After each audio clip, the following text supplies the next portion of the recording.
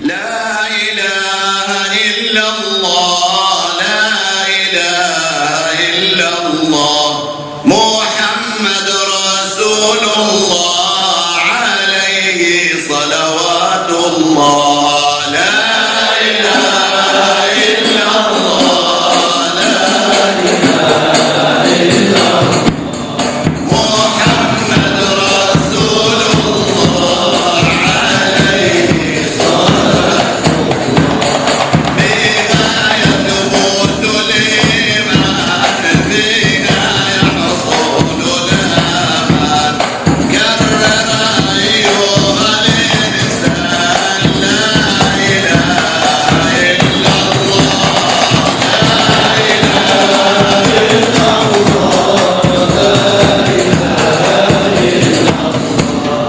محمد رسول الله عليه صلوات قائلها لا يشقى لا ينال فراغا إن العروة الوثقى لا إله إلا الله لا إله إلا الله لا إله إلا الله محمد رسول الله عليه صلوات قد أتانا بالأخبار عن النبي المختار أن أفضل الأذكار لا إله إلا الله لا إله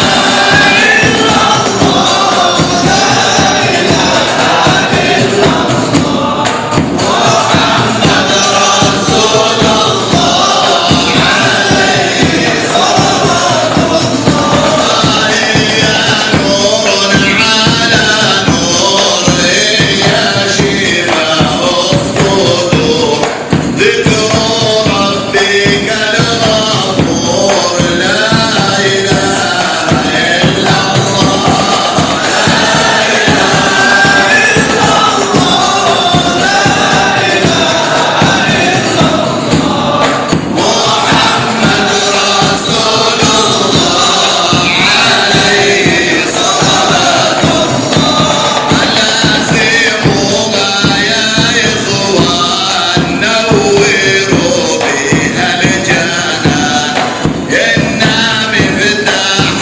الجنان لا إله إلا الله لا إله إلا الله لا إله إلا الله محمد رسول الله عليه صلوات الله هي نور على نور هي شفاء الصدور ذكر ربك الغفور لا إله إلا الله لا إله إلا الله لا إله إلا الله محمد رسول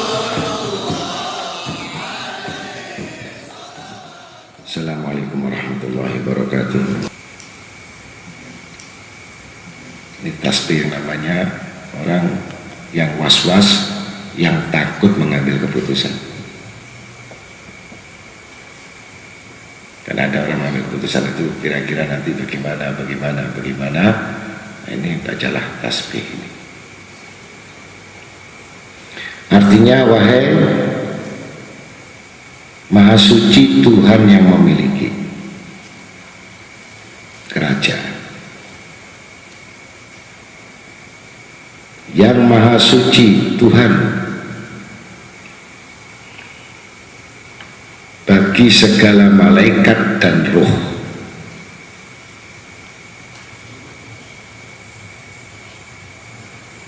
agunglah segala yang di langit dengan kemuliaan dan keperkasaan.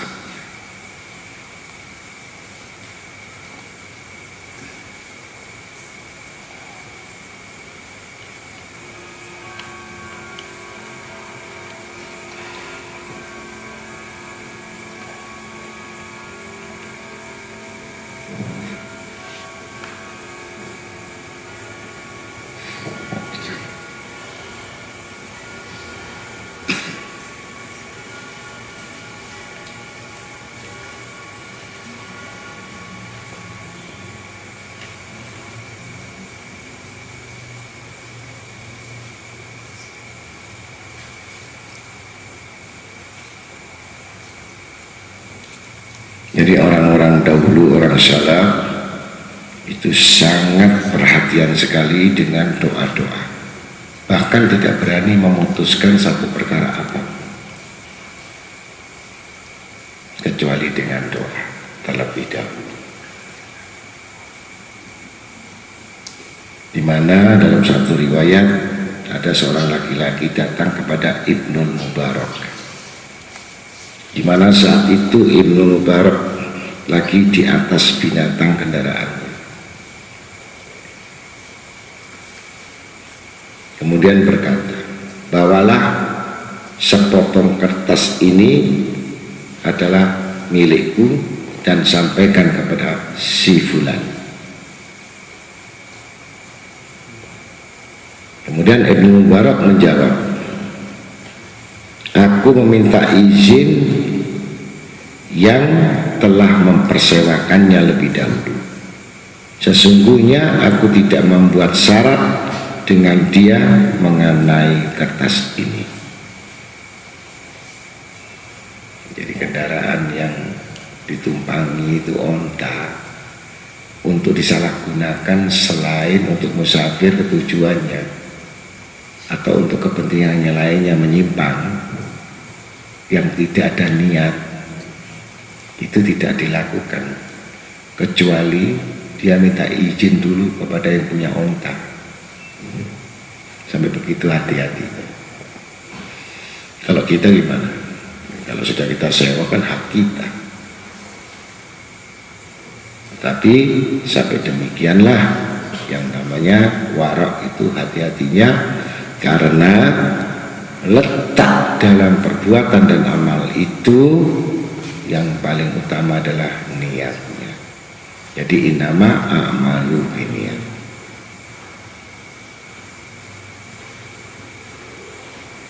Inilah contoh orang-orang yang tidak menoleh kemana-mana kecuali dengan petunjuk Allah. Bahkan tidak menoleh kepada perkataan fuqaha, para ulama fikih. Kalau hukumnya fikih benar-benar saja sudah sah dibayar. Tapi kalau tauhid, dia berhati-hati sekali masalah gerakannya. Di mana itu termasuk barang yang dimaafkan, tetapi itulah jalan menempuh untuk warak. Hati-hati.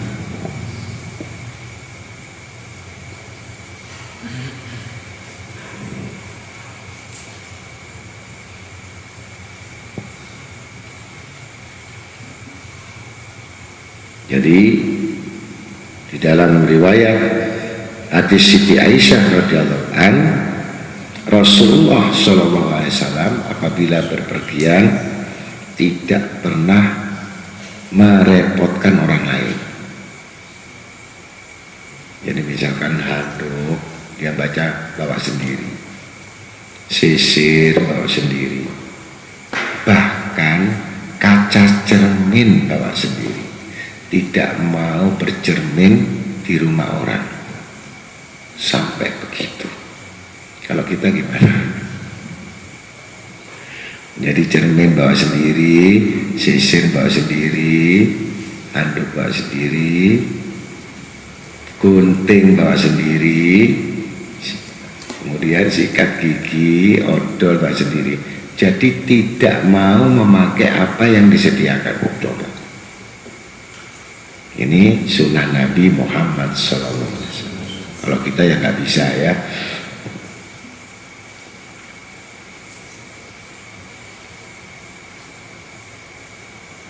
Kemudian itu tadi Nabi nggak pernah melepaskan cermin untuk bercermin. Kemudian Nabi juga nggak pernah meninggalkan celak. Jadi celak ini sunnah. Jadi Nabi selalu membawa kaca cermin dan celak.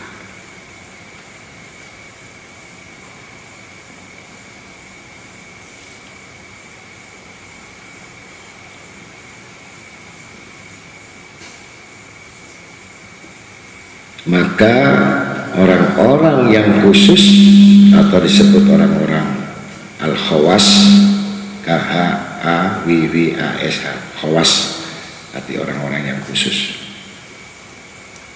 adalah setengah dari orang-orang yang bertawakal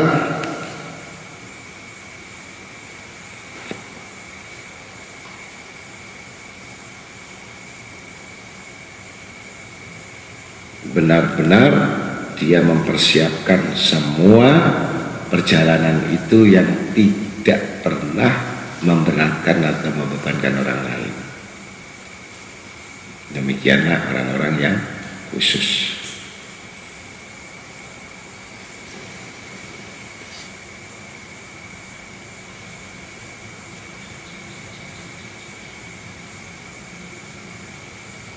Begitu pula selalu membaca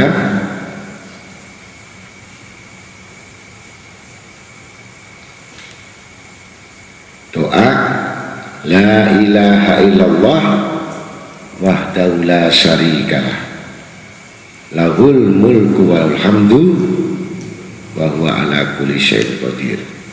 Nanti ditulis ini ya, gandeng jadi satu, halaman 313. Aibuna ta'ibuna abiduna sajiduna li rabbina hamiduna sadaqallahu wahdahu wa'dah wa nasra abdah wa hajaman ahzab wahdah. Jadi ini bisa dibaca baik dari pulang dari bepergian atau pulang dari umroh atau pulang dari haji, terus membaca, telepon dari haji baca takbir 3 kali baru membaca doa ini. Tapi kalau kita pulang dari bepergian, dari ngaji, dari kantor, dari mana saja, masuk rumah bisa membaca doa ini saja tanpa takbir. Yang artinya tiada yang disembah melainkan Allah yang Maha Esa yang tiada sekutu baginya. Baginya kerajaan dan baginya segala pujian. Ia Maha Kuasa atas segala-galanya. Kami kembali bertaubat, beribadah, bersujud kepada Tuhan kami dan memujinya. Allah membenarkan janjinya, menolong hambanya dan menghancurkan segala golongan kafir oleh kaumnya sendiri atau dihancurkan dengan sendiri oleh Allah. Jadi doa ini memang sangat penting, artinya bisa terjadi dari bepergian ini setan iblis masuk bersama kita dalam rumah. Kalau orang dulu cuci kaki, jadi pulang dari bepergian kita masuk cuci kaki langsung wudhu. Jadi jangan langsung tidur. Jadi masuk rumah cuci kaki dulu wudhu, agar semua apa yang dibawa dari jalan itu semua tergelontorkan atau keluar bersama air mengalir.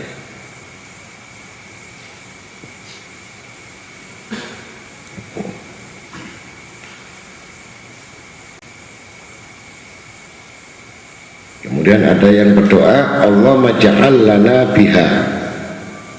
Nah ini kalau kita sudah memasuki kota atau kita masuk Surabaya, masuki Surabaya, sebelum masuk rumah berdoa Allahumma ja'al lana, Allahumma ja'al lana biha qararan wa rizqan hasanah. Artinya, saya ulangi lagi, Allahumma ja'al lana biha qararan wa rizqan hasanah. Baik Allah Tuhanku, jadikanlah bagi kami padanya ketetapan dan rezeki yang baik. Jadi masuk kota kita kembali itu berdoa minta rezeki yang baik dan minta ketetapan.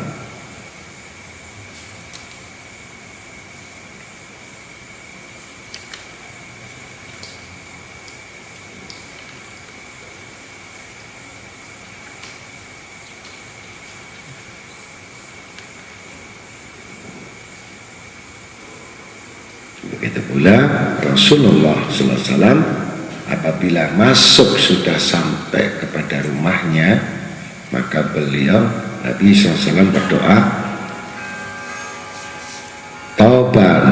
taubah li rabbina auba la yugadiru alaina khauba. Ini halaman 314. Artinya bertaubat kepada Tuhan kita, kembali yang tidak meninggalkan pada kita usaha dengan perbuatan dosa. Jadi artinya kalau sudah mau masuk pintu rumah itu, Nabi selalu berdoa bahwa dia sudah bertaubat kepada Allah, kemudian semua yang buruk-buruk itu tertinggal, yang tidak berbekas pada diri kita.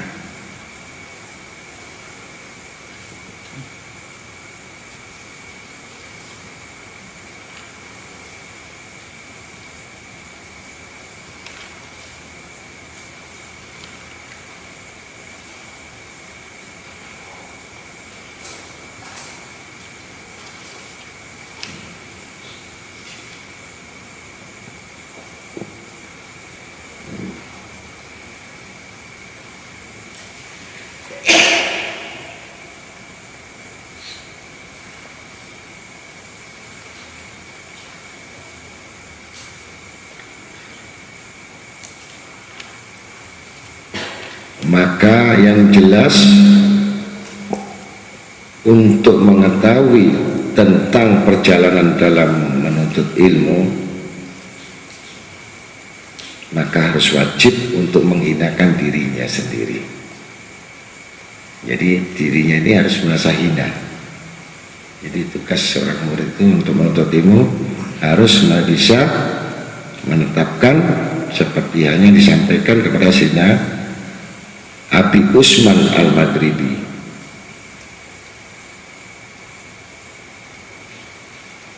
barang siapa yang keluar dari rumahnya itu sudah termasuk golongan orang yang terasing. Berarti yang terasing itu adalah bentuk satu kehinaan di hadapan Allah, bukan di hadapan manusia. Hina di hadapan Allah, bukan hina di hadapan manusia. Karena adalah bagi orang mukmin tidak disebut orang mukmin kalau tidak menghinakan dirinya sendiri.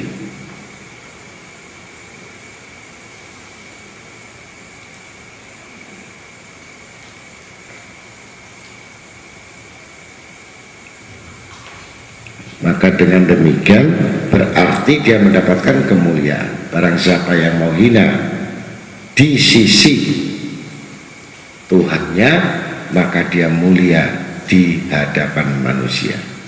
Tapi barang siapa yang tidak menghinakan dirinya di hadapan Tuhannya atau sombong di hadapan Tuhannya, maka dia akan terhina di hadapan manusia, bahkan di hadapan Allah.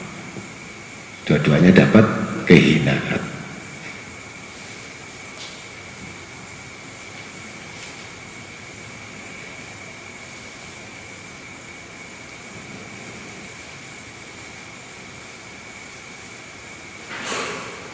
Maka disitulah tentang pengertian tentang ilmu.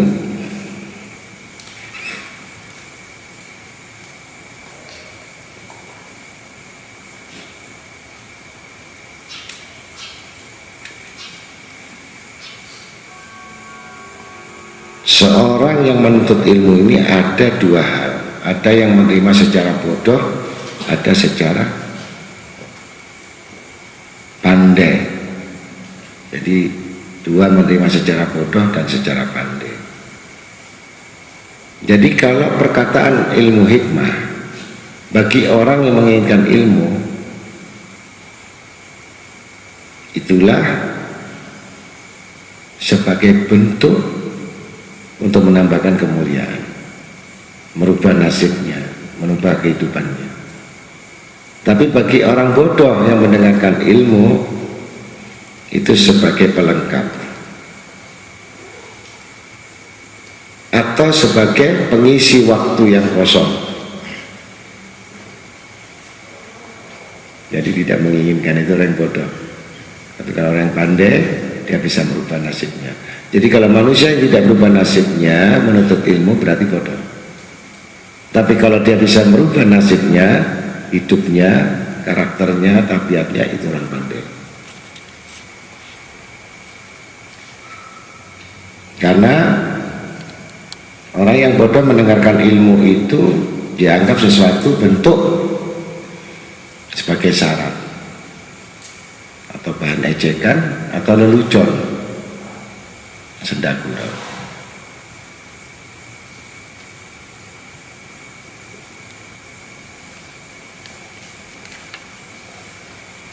Maka bagi orang-orang yang menginginkan itu, maka jangan bergaul dengan orang-orang yang tidak menginginkan ilmu, supaya tidak kena virusnya. Jadi jangan bergaul dengan orang yang malas, dengan orang yang tidak niat ingin untuk menuntut ilmu, niscaya dia akan kendor juga semuanya.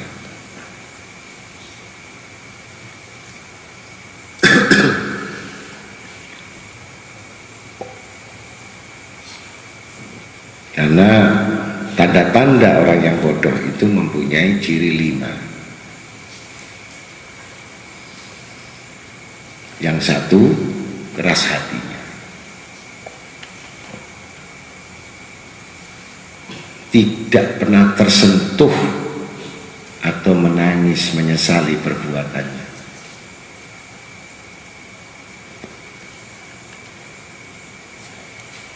Yang ketiga, sedikit malunya, jadi nggak punya malu. Yang keempat, tidak lain yang dibicarakan selalu cinta kepada masalah duniawi. Yang kelima, terlalu banyak angan-angannya, banyak menjadi angan-angan yang mulia, menjadi angan orang-orang yang baik, menjadi angan-angan orang yang memiliki derajat, tetapi malas tidak pernah melaksanakannya. Itu termasuk golongan yang banyak angan-angannya.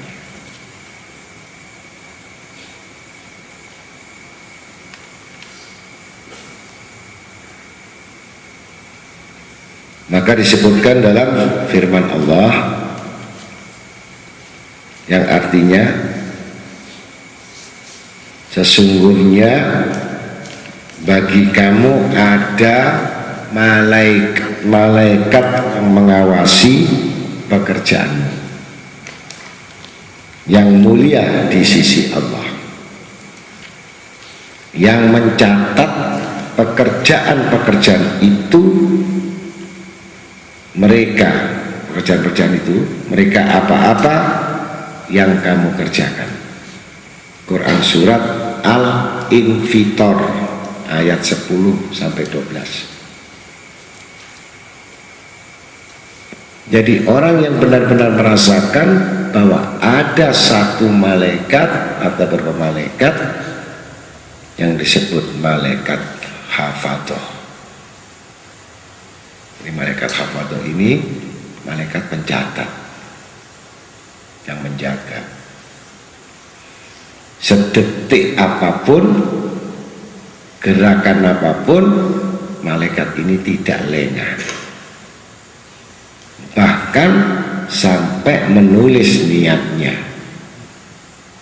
Jadi niat sampai amal ditulis, bahkan tidak dikurangi oleh Allah Subhanahu wa taala, karena semua laporan dari para malaikat.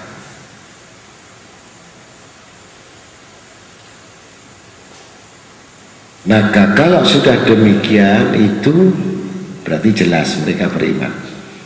Jadi kalau mereka luput, tidak ingat dengan malaikat itu yang mencatat dan yang selalu mengawasi, maka dia belum termasuk golongan orang beriman. Karena orang beriman percaya kepada malaikat. Di samping malaikat pencatat, malaikat raqib sebelah kanan, kiri malaikat atid. Tapi hafadzah ini malaikat yang menjaga, yang mengawasi setiap gerakan, baru dilaporkan globalnya kepada malaikat raqib atau atid.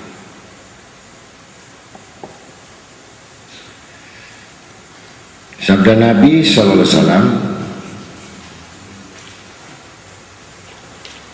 barang siapa yang taat kepada Allah, maka benar-benar dia akan berzikir mengingat kepada Allah.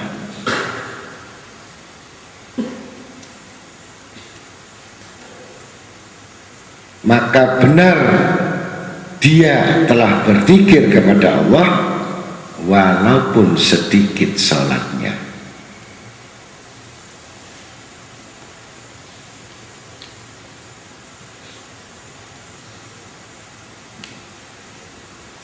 Puasanya dan bacaan Al-Qur'annya. Dan barang siapa yang durhaka kepada Allah, maka benar-benar dia telah lupa kepada Allah. Walaupun banyak sholatnya, banyak puasanya, dan banyak bacaan Al-Qur'annya. Coba.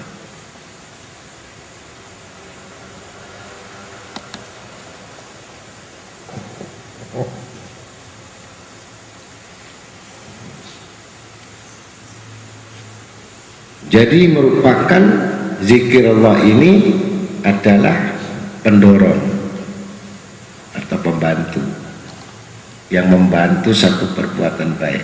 Karena dengan zikirullah ini dia terus membawa nilai-nilai tambah, nilai-nilai kebajikan, nilai-nilai keberuntungan karena berzikir. Tapi orang yang banyak sholatnya, banyak puasanya, banyak baca Al-Quran, tapi nggak pernah berzikir kepada Allah, itu termasuk orang yang tidak berzikir mengingat Allah selepas dari sholat, selepas daripada puasa, selepas dari ibadah. Ini termasuk golongan durhaka kepada Allah. Jadi di luar sembahyang, di luar sholat tidak berzikir kepada Allah, itu orang yang durhaka kepada Allah.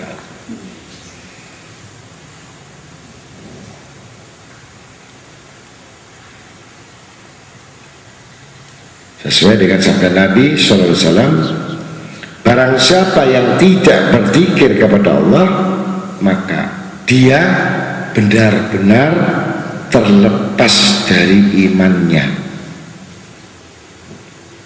Imam Tabrani, dari riwayat hadis riwayat Imam Tabrani radhiyallahu anhu.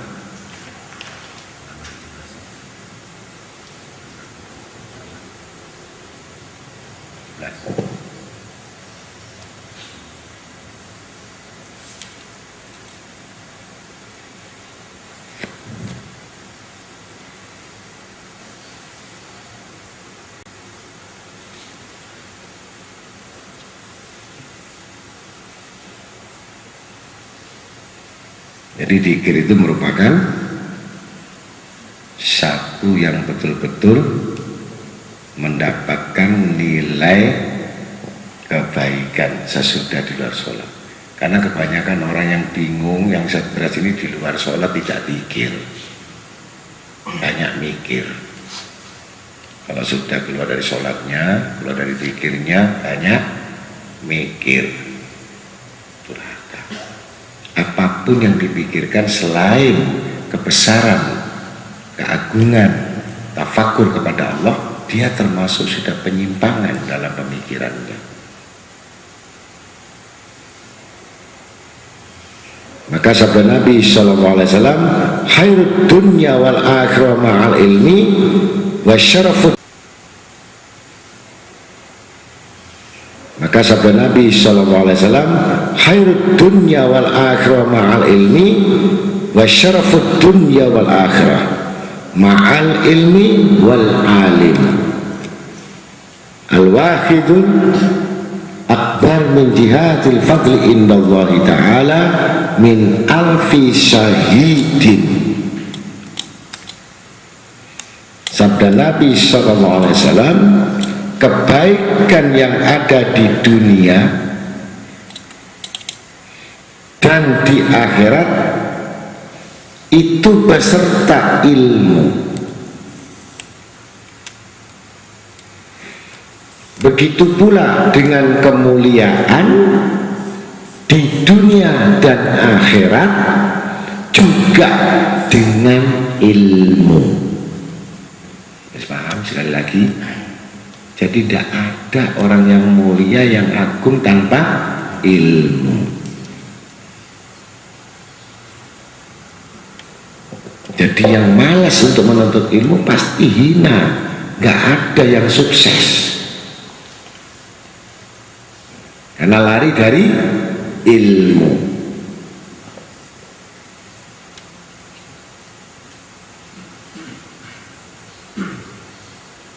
Maka kedudukan seorang yang berilmu, ini lagi Nabi sallallahu alaihi wasallam, lebih besar keutamaannya, jasanya bagi Allah Ta'ala daripada orang 1000 yang mati syahid. Allah menyintai orang yang menuntut ilmu, orang yang berilmu. Jadi 1000 orang mati syahid tidak dibandingkan dengan yang berilmu. Allah Ta'ala milih orang yang berilmu daripada orang 1000 mati syahid.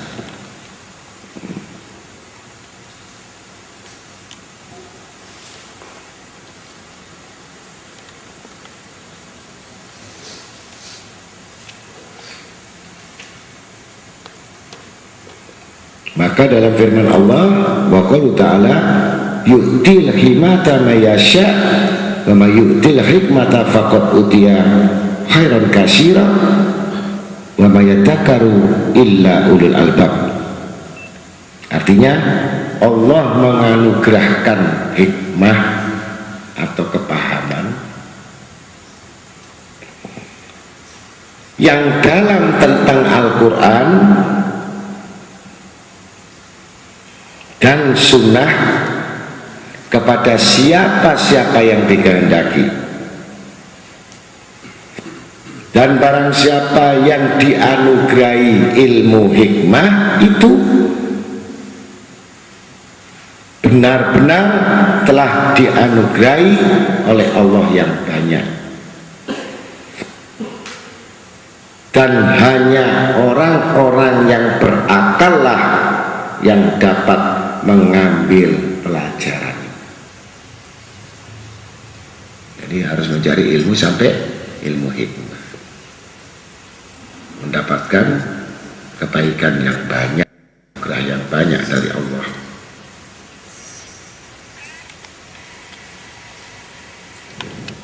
Maka dengan demikian bahwa ilmu itu merupakan dari bagian-bagian yang sangat utama. Bahkan Nabi SAW berwasiat kepada Abi Dzar.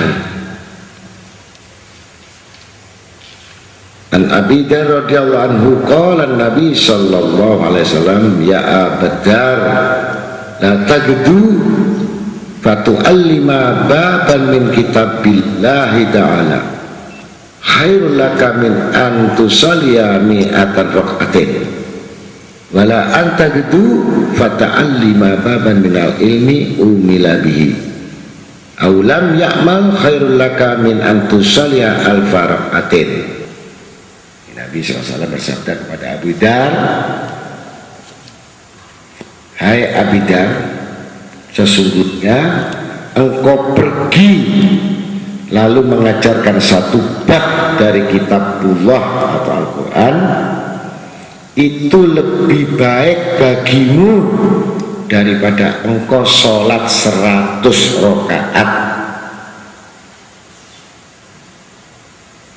Dan sungguh engkau mengajarkan satu bab ilmu,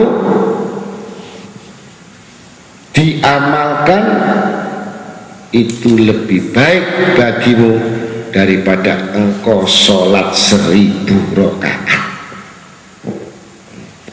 Jadi ilmu itu satu yang dimengerti lebih daripada sholat 1000 rakaat.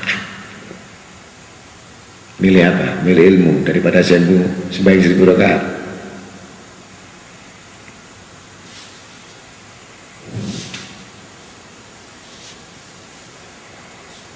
Maka perintah Nabi SAW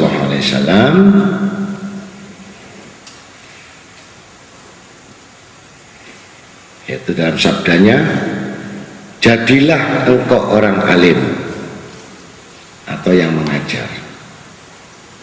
Kalau tidak bisa menjadi orang alim, jadilah orang yang mau belajar.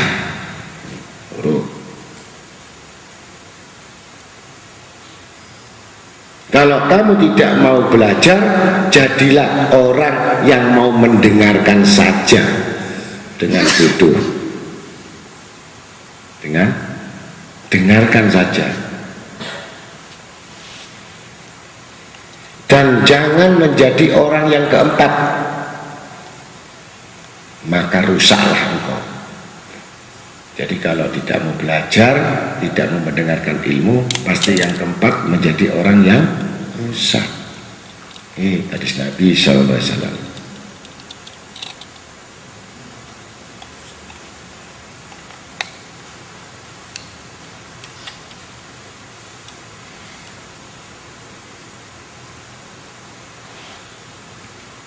Maka dengan ilmu itu Allah Ta'ala memberikan perumpamaan dan contoh mengapa Nabi Adam alaihissalam itu diciptakan, mengapa Nabi Adam itu dijadikan yang asalnya juga buta huruf. Nabi Adam buta huruf waktu turun di muka bumi, sampai benar-benar mengetahui pelajaran ilmu itu yang pertama kali.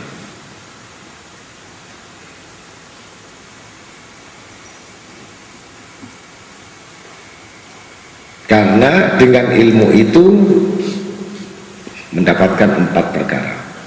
1,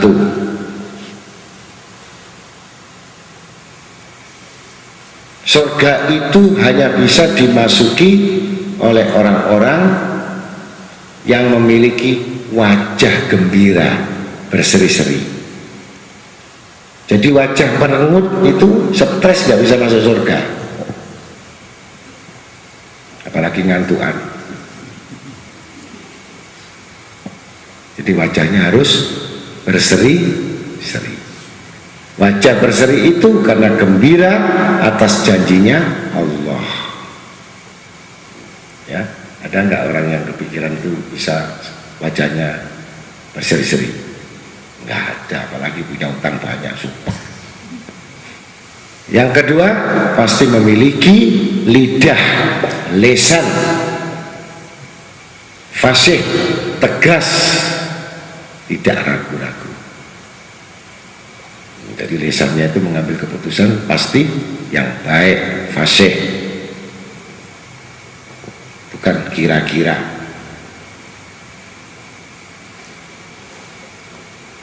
Dan Allah dengan ilmu itu, Allah memberikan hati yang takwa, selalu berzikir kepada Allah.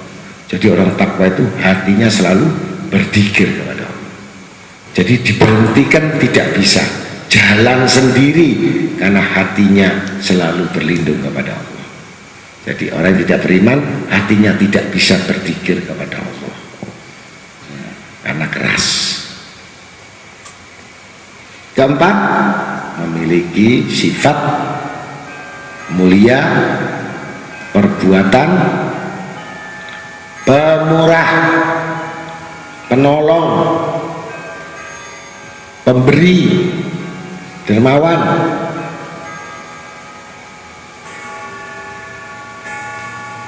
Maka ilmu yang membawa masuk surga dengan 4 syarat ini.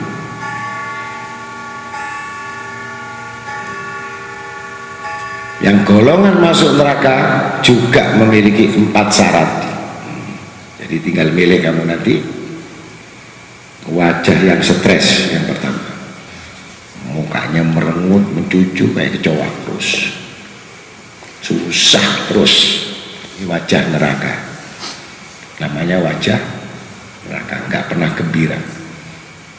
Ya, ingat. Jadi jangan mau stres ya, karena nggak ada ilmunya, nggak ada imannya pasti. Yang kedua, ucapannya selalu keji, kotor, memfitnah orang, menggibah, menjelekkan orang. marah, kecewa. Ini ciri-ciri khas ahli neraka ini. Mulutnya, lidahnya selalu jelek terus, ini tidak pernah baik. Itu ahli neraka. Walaupun sebanyak 1000 rakaat, walaupun ngaji tiap malam, walaupun datang sama ulama terus menerus, tapi dia tidak bisa menjaga lidah, ucapannya selalu kotor dan keji. Itulah ciri khas ahli neraka. Yang ketiga, hatinya yang terus keras, membandel. Dikasih tahu nasihat, ayo ngaji, tetap aja ya, dia tidak menambah, bahkan mengurangi. Sudah ngajinya 1 kali, dikurangi lagi dengan sakit, dengan luar kota, dengan kerjaan. Udah 1 kali alasannya sakit, alasannya luar kota, 1 kali, apalagi saben hari. Nah, ini termasuk ahli neraka. Hati yang keras, mokong. Nah, ini hati-hati, kamu termasuk mana ini? Silakan kamu tinggal milih ya. Ini termasuk golongan. Yang keempat, sombong. Sombong ini gandengannya bakhil. Jadi kalau orang sombong tuh mesti medit. Nah ini ya, ditulis ya, sombong pasti medit. Nah, ini gandengannya ahli neraka ini ya. Jadi kalau kamu nggak bisa ngaji, termasuk golongan yang sombong, berarti medit juga kamu. Termasuk orang yang tidak bisa menuntut ilmu, termasuk golongan ahli neraka. Itulah Allah menciptakan 2 bagian, yang satu 4 ciri khas orang yang berilmu, yang takwa, dengan memiliki 4 macam. Begitu pula ahli neraka juga memiliki 4 macam.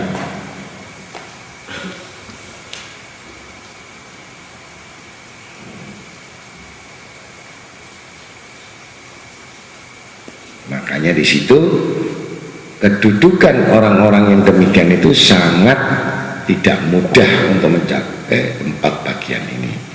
Untuk keselamatan itu, maka sabda Nabi Muhammad SAW, jangan kamu menjauhi ulama, jangan menjauhi dari ilmu, jangan menjauhi dari bentuk orang alim.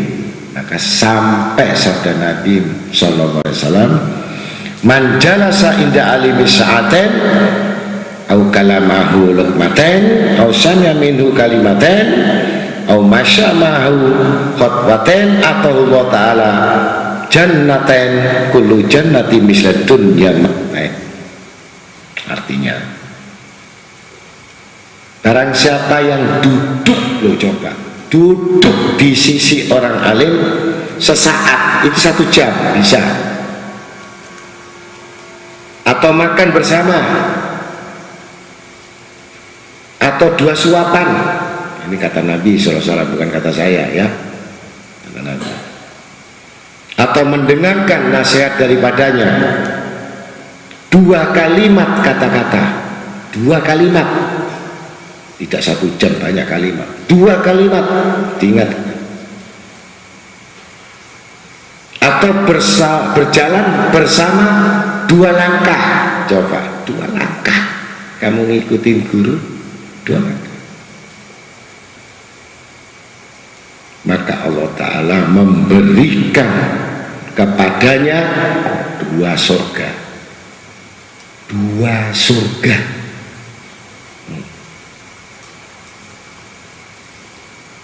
Rong puluhan, 2 surga.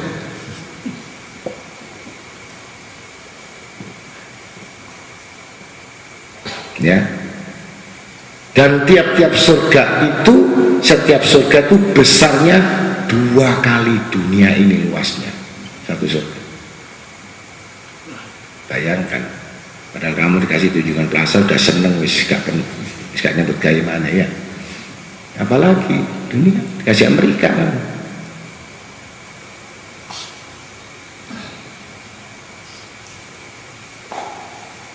Jadi itulah orang-orang beriman, dia percaya kepada kitabullah dan sunnah-sunnah Nabi SAW, maka demikianlah kedudukan-kedudukan itu sehingga kamu benar-benar mengharapkan ridhanya Allah untuk memasuki surganya. Sebaliknya, kalau kamu jauh dari ulama, bahkan hati itu umurnya 3 hari, iman itu kalau nggak ketemu ulama 3 hari mati, hatinya mati. Ibaratkan orang yang makan itu 1 hari harus 5 kali. Kalau 3 hari nggak makan, berarti hatinya kering dari hikmah itu. Begitu pula jaminan Allah Ta'ala, dengan duduk sesaat Allah Ta'ala memberikan 2 surga. Jadi ada jaminan, ada juga sanksinya. Karena orang yang jauh dari ulama tadi disabdakan oleh Nabi Muhammad SAW, hubbud dunya ra'su kulli khati'ah. Barang siapa yang cinta kepada dunia, jadi kalau sudah nggak cinta sama ulama itu pasti cinta kepada dunia, pokok pangkal daripada dosa dan kesalahan-kesalahan. Jadi cinta pada dunia ini sumber dari kesalahan dan dosa-dosa. Terhimpun semakin banyak dosa-dosanya.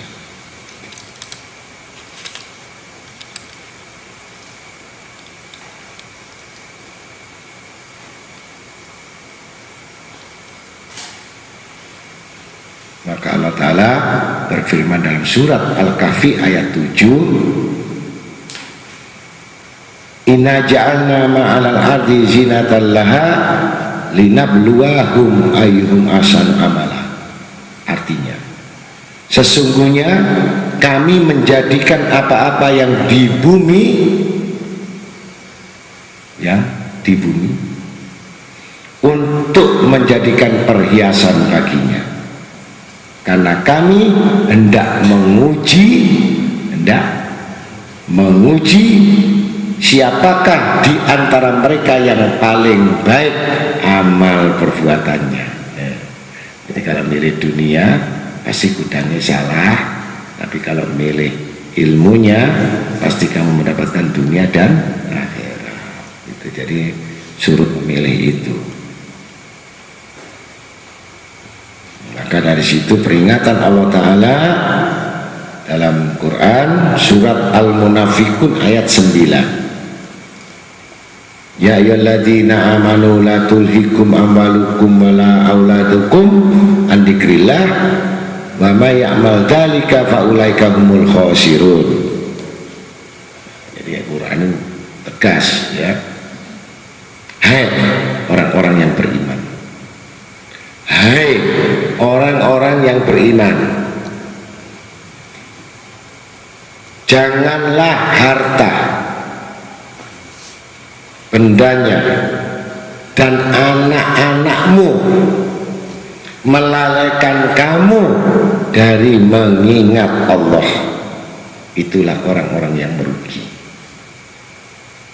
Jadi kalau orang yang lupa selalu ngurusi dunianya, pasti ngurusi anak-anaknya, pasti akan rugi, tidak mendapatkan apa-apa di dunia maupun di akhirat.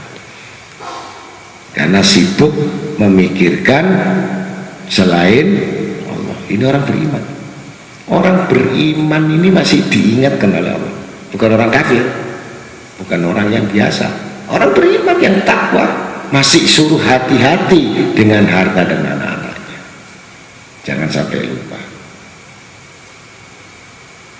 Nah, dengan demikian itu, maka kita harus benar-benar sungguh-sungguh untuk mendapatkan ridha Allah Ta'ala itu, harus menguasai diri, selalu menambahkan ilmu-ilmu itu, di mana ada kesempatan, di mana ada hal-hal yang sifat menguntungkan terhadap kebajikan-kebajikan diri kita sendiri, kau selalu mengisi kekosongan-kekosongan itu, mumpung kita masih diberikan sehat walafiat, mumpung kita diberikan kekuatan. Kalau sudah tua, nggak bisa lagi. Kalau sudah ada kekuatan, nggak ada lagi. Selama ongkos masih ada, badan masih kuat, tubuh masih kuat, menulis masih bisa, kita gunakan waktu itu jangan jauh dari ulama, jangan jauh dari ilmu, jangan jauh di tempat-tempat majelis itu. Niscaya itulah adalah kebun surga. Siapa yang menjauhkan itu, pasti dia akan mendapatkan sumber dari malapetaka, dan tidak ada lain.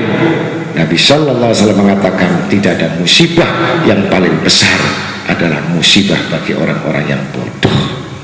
Jadi orang yang bodoh itu musibah, bala yang besar, yang tidak berakal, sehingga mereka tidak ingin menambah atau ingin mengetahui dari sekian banyak ilmu-ilmu tadi, walaupun 2 kalimat, walaupun 1 ayat, tetapi kita perhatikan bahwa itu merupakan satu gudang-gudangnya surga, gudang-gudangnya kekayaan, gudang-gudangnya kebaikan, gudang-gudangnya iman, gudang-gudangnya semua kebahagiaan itu ada di ilmu itu.